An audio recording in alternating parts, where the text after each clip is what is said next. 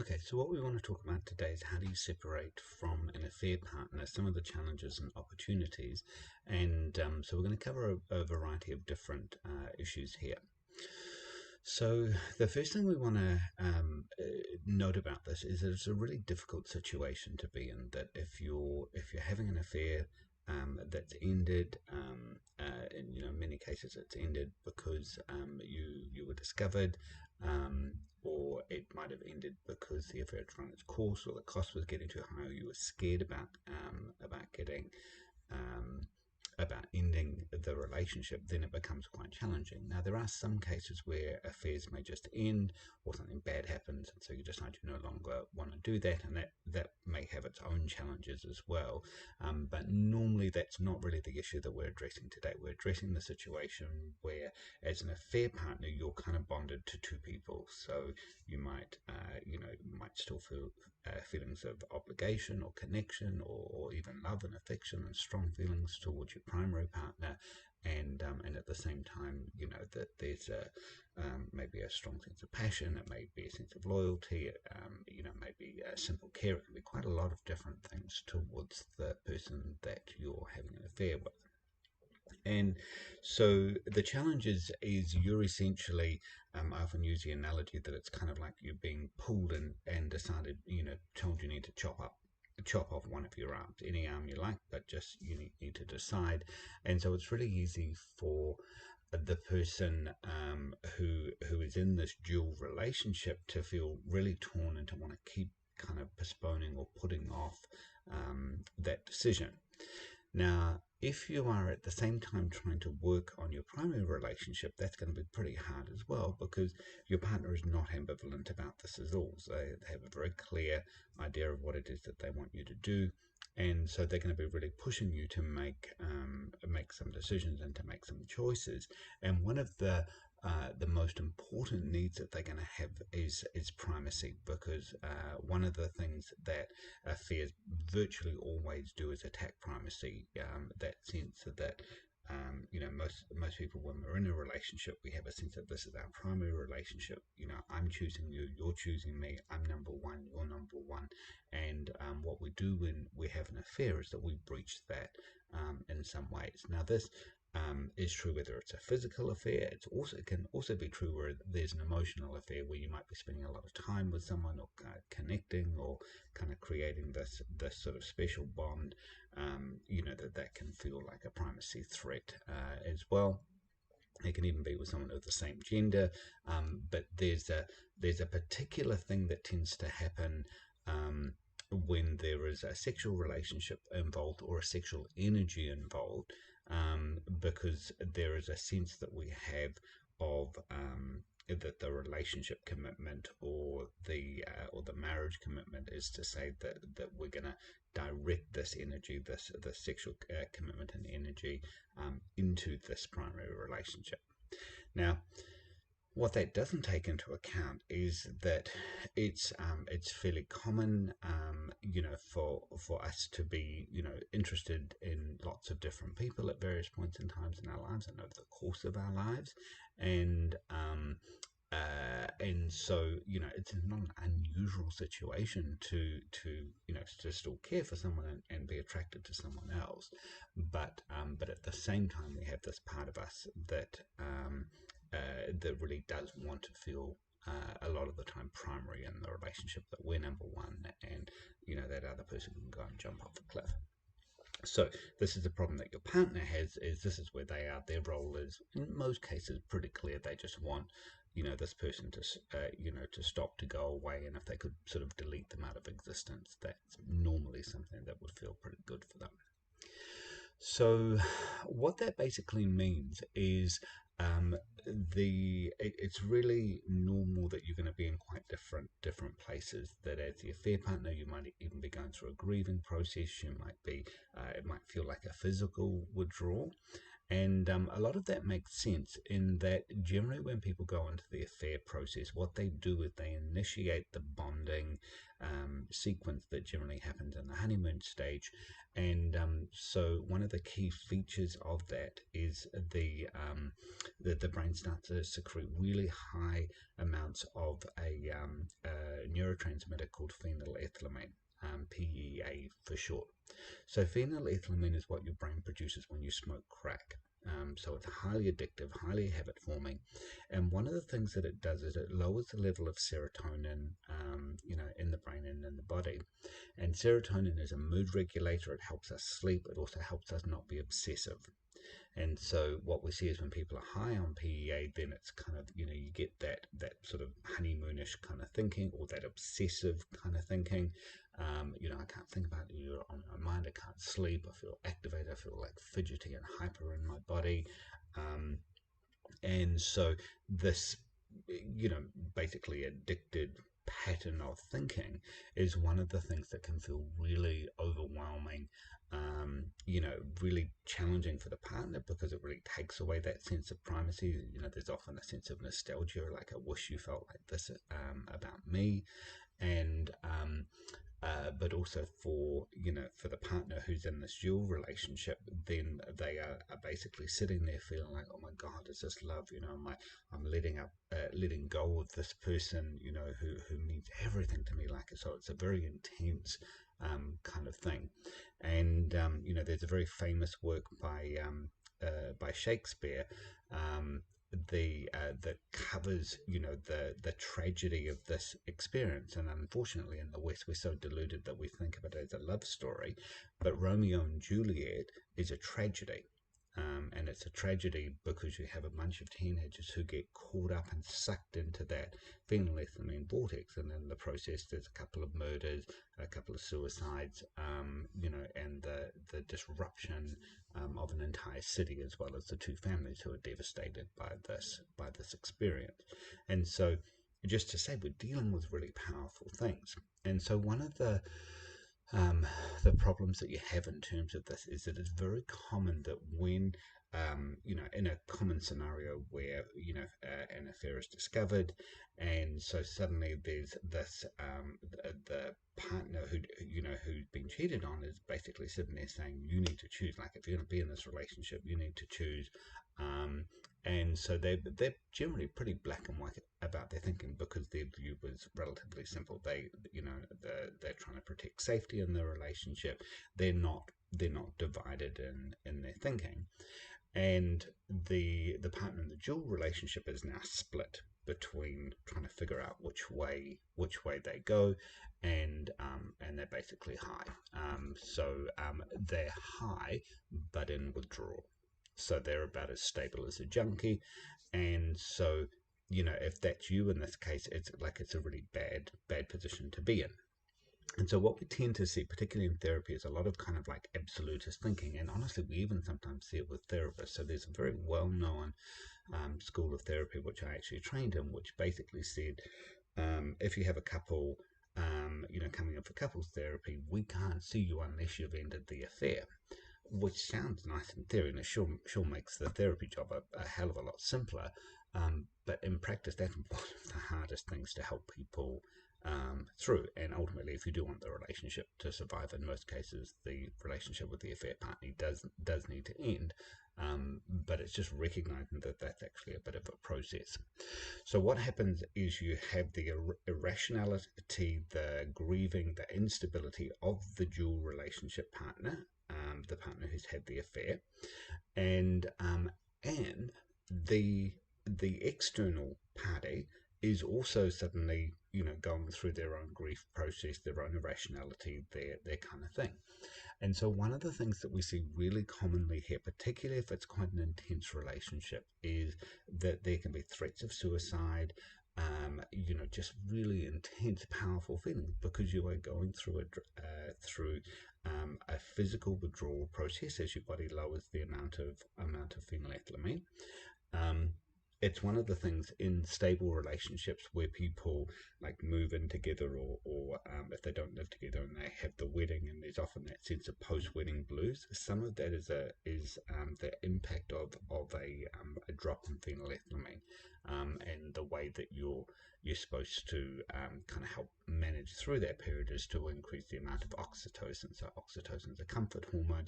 It doesn't give you the high factors of PEA, but it gives you the comfort factors that will help soothe out your system and help boost the levels of serotonin. Um, and so what happens is also in the West, because we're obsessed with this idea that that love relationships will make everything easy and nice and wonderful, and there's only one person, and all of that kind of obsessive, slightly crazy thinking that we tend to run with, that we have the physical discomfort that we're dealing with that's also attached to some really strong, mostly screwed up thinking about what the meaning of this pain or this loss or this sadness is.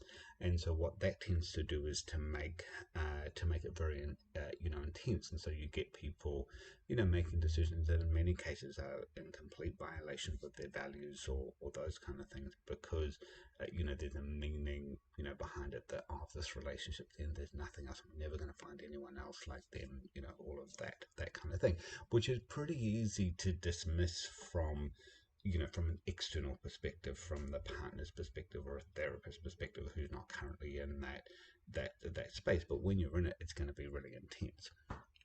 So acknowledging that it's really hard, if you want to separate and to run that PEA cocktail down, you need 6 weeks of non-contact. So that's the kind of like bottom line thing you need to be aware of. And so it will probably feel impossible now that those feelings will go away, but because those feelings are driven by neurochemistry and supported by neurochemistry, the what happens is that obsessive quality that is in the relationship is tied directly to what's kind of pumping through your body and pumping through your brain. So what this basically means is that if you're wanting to separate, your task is that you need to eliminate contact as soon as possible, as fast as possible, as cleanly as possible. Now, it's not quite as simple as that. It can be as simple as that, but for some people, if you're not working with an affair partner or all of those kind of things, just simply ending contact is a really good idea. Now, there is a piece about doing an ending that is also an essential part. So, it's pretty common that the person who's been betrayed may want you to just leave and never see the other person, never say goodbye, and do any of those kind of things, which makes sense because they're trying to protect the relationship. But it often leaves the person who's had the affair with the feeling of just it's almost like another hook. Oh, I wish I'd said this. I wish I'd been able to do this. That sense of, what do you need to do to leave well? There is also the problem that sense of like leaving well can be like an invitation to like kind of like leave an open door. So you have something like where a partner goes to the affair partner and says, look, I'm sorry, but I've got my wife and my kids, or my husband and kids, and if things were different, then we could be together. Now that if things were different is basically, the message you're giving is you're still my primary, or you're still my preferred partner. And so that's unhelpful in terms of the other person moving on, but it sort of creates that sense of an open door. And then often what we'll see from there is that people will essentially be running some kind of like fantasy escape, so often in that time, commonly, going to bed, waking up where your brain's in that more sort of child brain state, you can be in that fantasy about like, oh, imagine if, I wonder if, and that process there triggers the oxytocin again, so your 6 weeks doesn't start, or you start resetting your 6 week period from that. So the goal in terms of this is saying it takes the 6 weeks. Most people don't do it in 6 weeks. It takes a little bit longer, to actually work it out. But your task is to say, what do you need to do to say goodbye? And that includes things like if you have clothes at their house, do you need to pick them up, or do they just need to be delivered, or whatever? But again, trying to do that in ways that are safe for your primary relationship is important. Um, if there is something you need to say, and this is something actually that I really encourage, that you would write a few letters, not that you're going to send, but that you would write the letter saying everything that you think you might want to say, and take some time, because you're obsessing anyway. You might as well take the time, and certainly don't share these letters with your primary partner, because they do not want to see that shit. And they won't forget it, and it will make the task of recovery a lot harder. But write those letters down, all the things that you want to say, all the things that you wish, all the things that, the dreams that you're letting go. Um, I actually encourage people to run this sort of like a goodbye process. So, what I loved about being in the relationship, what was hard about being in the relationship with you, what I'm keeping from the relationship, and what I'm taking away. And I might give a couple of examples of those, because that could be quite a practical exercise to take away. So what I loved about being in the relationship, so I felt alive again. One of the most common reasons why people go into an affair is a sense of vitality. So I felt alive, I felt sexual, I felt powerful, I felt desired. Whatever it was about this, and you're owning it in terms of your experience, because it's not actually what your affair partner did. It's the way that you allowed yourself to be seen and to be experienced in this relationship.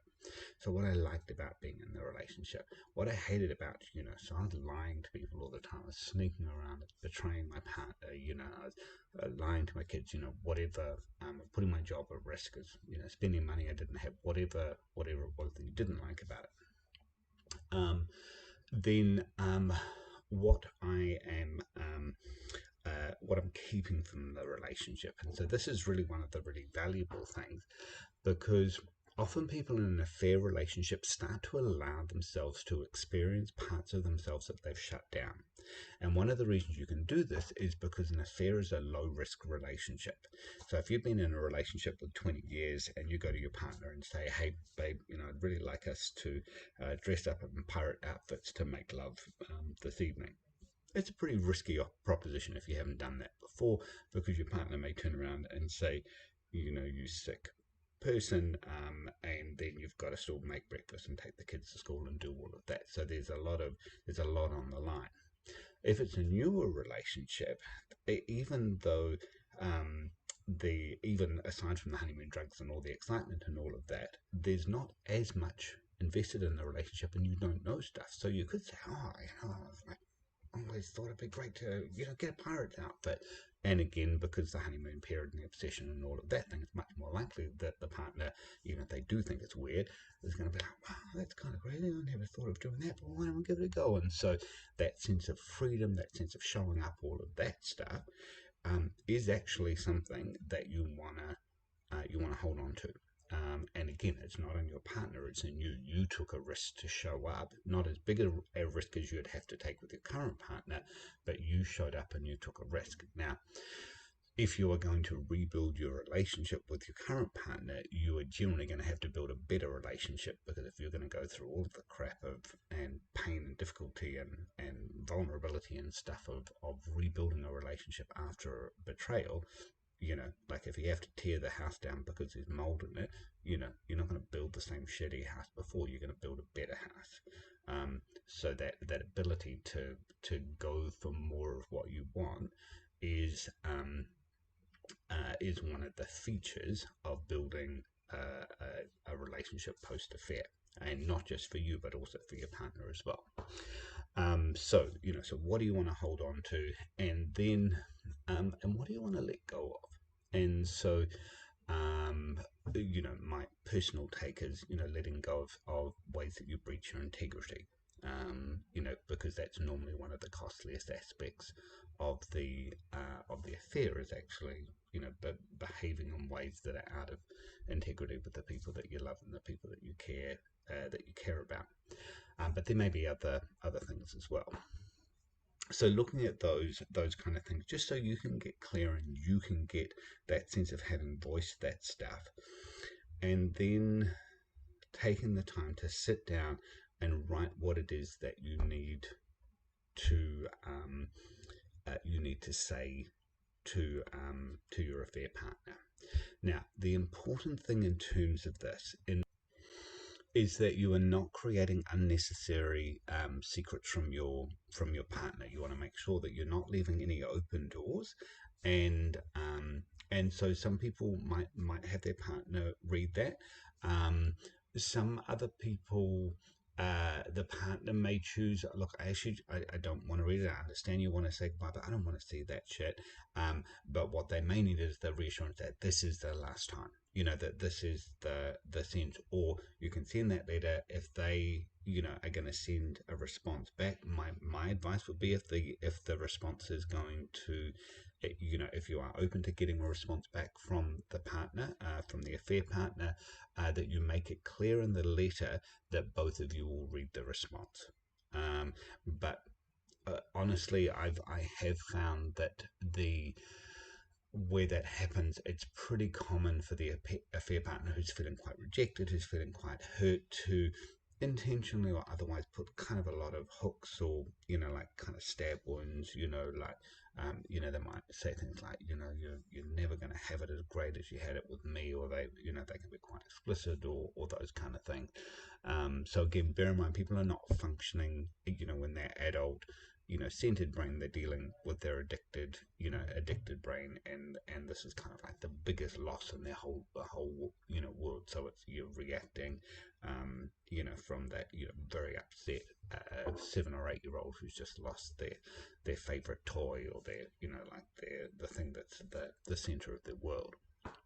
um, the If your partner doesn't want to do it, it could be useful to get a good friend, or a therapist to kind of have a look at it, just to just check that you haven't done the open door thing.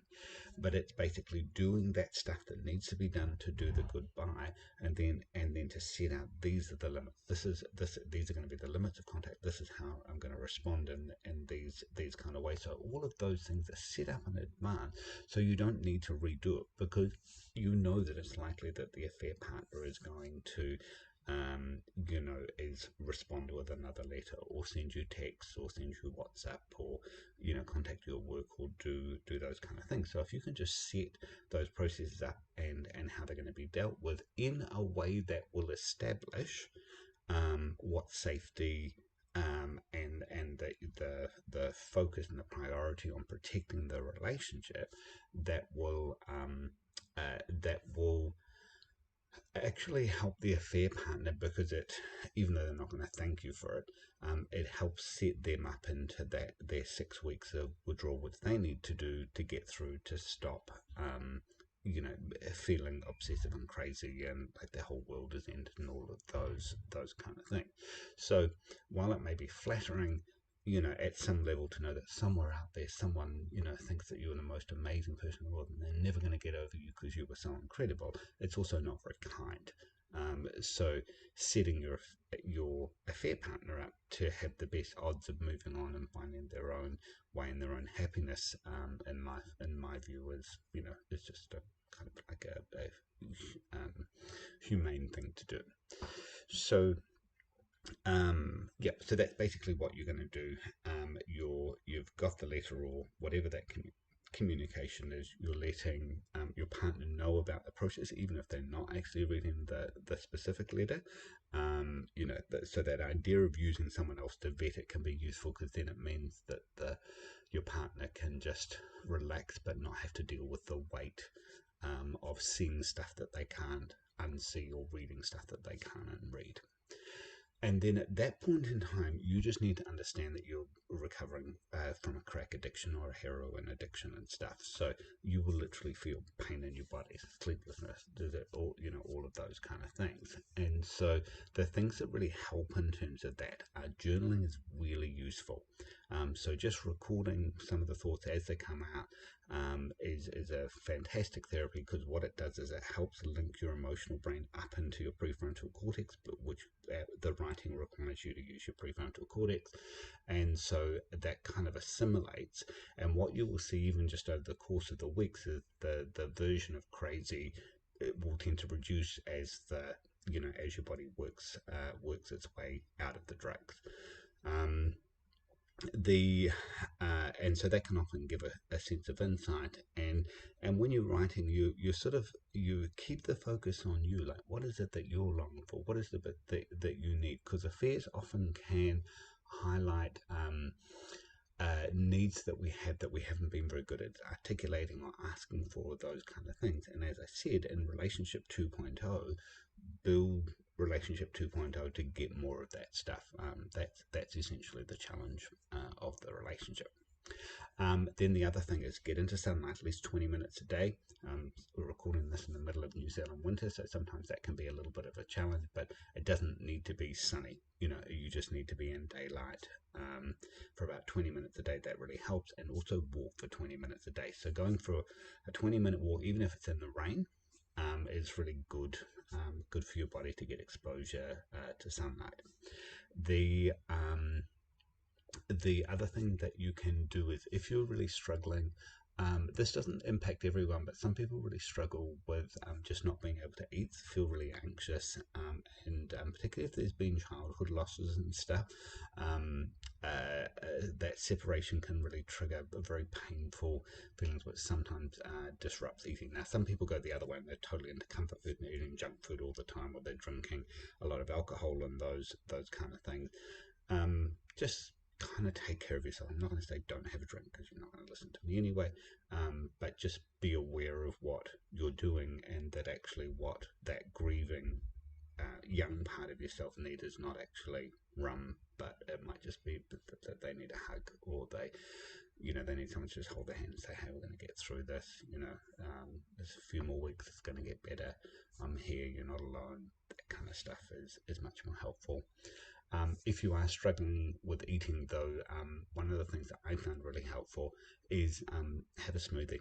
The sugar will slightly boost your blood sugar, so it can help restart the kind of hunger cycle. Also has a lot of nutrients and vitamins and minerals and stuff, and because it's already been processed, it's easier for your gut to assimilate the food, and so it doesn't require as much energy. You may find that you need more sleep. You may also find that you can't sleep very well, and so there's that kind of mixture of can't sleep properly but feel exhausted all of the time. And the exercise in the sunlight will definitely help with those processes as well. So that's the process of kind of getting you through the withdrawal process. The next challenge you have is you also have a partner who's been badly hurt, and so they're dealing with their own betrayal. They have their own grief, their anger, their sadness, and different people are going to process that in different ways. And this is where the opportunity that exists here is to be about creating an intentional relationship. And in an intentional relationship, you basically let your partner know that they are important even when it feels hard. Yeah. So rather than I love you, I'm feeling so overwhelmed and stuff, I'm just so feeling the desire to be committed, because you don't. You feel like shit. You're going through a drug withdrawal. You're basically making an intention. I love you. I'm choosing you. I'm with you. Um, you are important to me. The kids are important. That you set up that process of intention and that process of commitment, which is one of the three pillars of sound relationships. So we have commitment, intimacy, and passion. And so passion at the moment is going to be pretty hard because you're under so much stress. It's going to be hard for both of you. But commitment is showing up. It's doing cuddles in the morning, cuddles at night, talking about feelings, checking in with each other, but also just that reassurance, which can be really powerful and targets the youngest part of the brain, so what we call the baby brain, which is the safety center of the brain. And bear in mind that for the very young, as human babies, we don't survive if we don't have particular people looking after us. And so we choose partners not based on passion. Passion comes because of the chemicals which you experience during the affair, but we actually choose partners based on familiarity. So if you grow up in a crack den, you will walk into a bar and you will pick out the crack addict or the alcoholic or whatever. So someone who's going to recreate that thing that you're familiar with, because that familiar thing, even though it might not have been great from an adult perspective, from the baby brain, they were the people that kept you alive. And so when you tell your partner, hey, I'm here, we're going to get through this, I'm not going anywhere, hold their hand, look in their eyes, talk face to face, close, you're targeting the baby brain. That's the opportunity to rebuild safety and rebuild connection. And it will be good for your partner, but it's actually also good for you, because when you do that stuff, that process creates and boosts the levels of oxytocin, and oxytocin is going to help you recover and manage the kind of crazy highs and lows that the PEA deficit is going to create to you. So oxytocin is a social bonding hormone. We get it from touch, from social contact and social engagement, and eye contact is really useful. So just taking that time every day to have some time where you are in your partner's eyes, in their gaze, and just checking in with them, crying, laughing, whatever, it's all good. When you wake up in the morning, wake up, take a moment, have a hug, yeah, and just take a few moments just to allow your body to settle and be with that familiarity. That may be really hard. So if you've really kind of bonded, with someone else, then again, it's like your partner's body or smell or whatever may feel really different, and that may be a challenge. And the invitation would be to make a decision. Don't do it because you're being forced. Make a decision to lean into that and to allow yourself to notice the changes that will happen over the 6 weeks.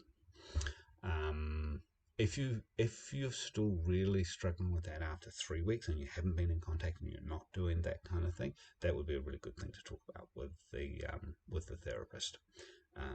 And also, if you haven't got a therapist and you are recovering after an affair, you should get a therapist, because it's very unlikely that you are going to navigate this stuff off your own bat. It's the first time you're going through it. It's enormously stressful for both of you.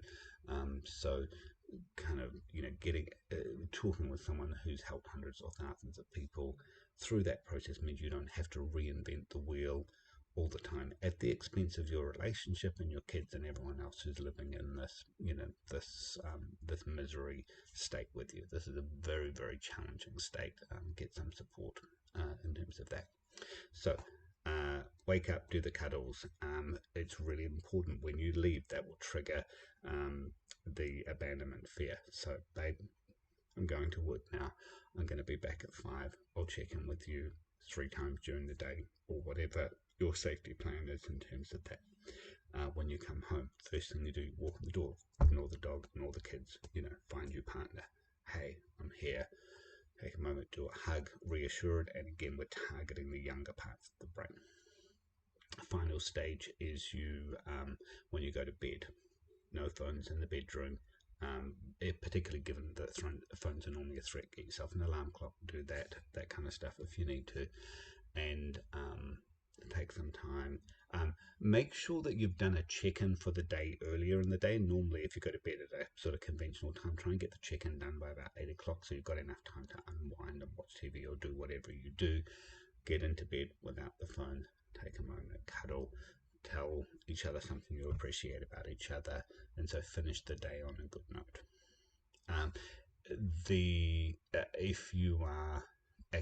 If you're either partner, but it's pretty common where the person has had where your partner has had an affair, is that you may get into bed, and then because you get anxious at that point in time, you want to start talking about stuff that you're anxious about. Not a good idea. At that point in time, just say, I'm anxious, can you help me? And you can, and if necessary, you can get up and go and do some journaling of your own, and then you can talk about that during daylight hours. So after 9 a.m. at night is just not a good time to do therapeutic work, because the brain is starting to shut down and it's moving more down into the baby and child brain state. So that's a good time for cuddles, good time for non-verbal soothing and care and protection. In the same way that we prepare children and babies for bed, you need to prepare yourself for bed, because those two parts of the brain are still functional for you. We deal with adult stuff during the adult waking hours between like 8 in the morning and 9 at night. So I hope that this has been helpful, and yeah, give me some feedback. Let me know how you found it.